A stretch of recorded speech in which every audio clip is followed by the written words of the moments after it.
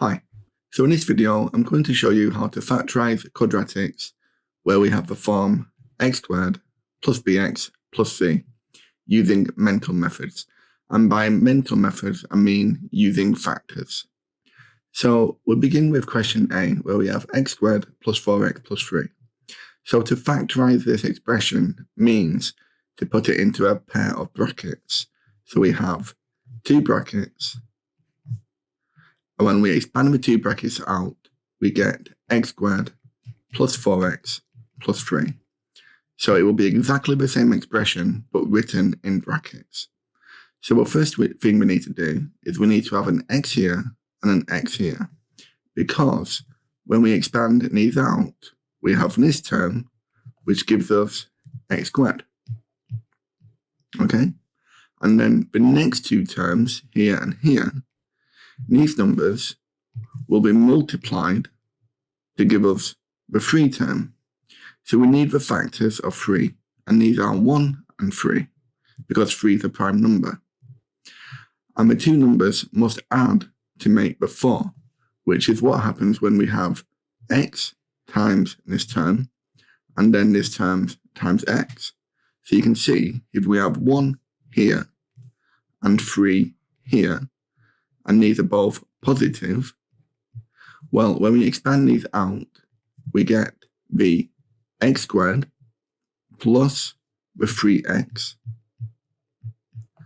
plus the 1x, or just x, and 1 times 3 is 3, so plus 3. And can you see, when we collect these two x's together, we have x squared plus 4x plus 3.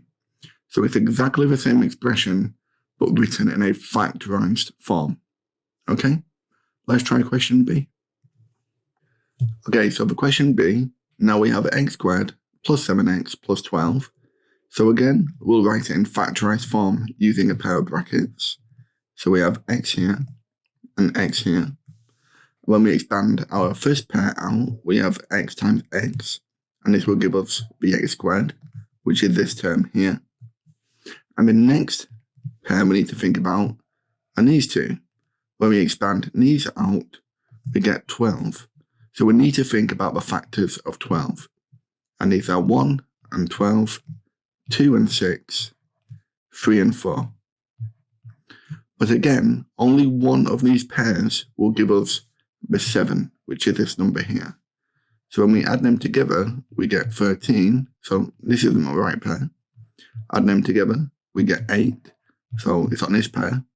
When we add these together, we get 7. So the pair we need is x plus 3 and x plus 4. And we can check it works. When we expand them out, we have 4x plus the 3x plus the 12. And we collect these two together and we do get the 7x, which is here. Okay, so in factorized form, we have x plus 3 multiplied by x plus 4. Okay, so do you want to try and arrange questions C and D in factorized form? You can pause the video, and when you come back, we'll go through the work solution. Okay, so welcome back if you had a go. So for question C, we'll have our pair of brackets. We have our x here and here. This gives us our x squared term. And now this one, multiplied by this number, will give us the 6. So we need to look at the factors of 6, which are 1 and 6, 2 and 3. So 1 add 6 makes 7, and 2 add 3 makes 5. And we need this value to be 5. So it's going to be x plus 2 and x plus 3. Okay. So for question D, now this is called the difference of two squares. Can you see we have a square here, which is x squared, the subtraction, which means a difference, and the 9, which is our second square. So we've got the difference of two squares. Now, how we use this, we still have two brackets. we still need the x here and the x here, but now we need two numbers that multiply to make -9, but add to make 0x. So we could write this as x squared plus no x terms minus 9. So we've got our 0x. So with two numbers that multiply to make -9, we could have 1 and -9, -1 and +9, or 3 and -3. These will add to make -8, +8, and 3 take away 3 will give us 0. So this is our 0x term. So we have x plus 3 and x minus 3. Okay? Okay, so let's try one more set of questions.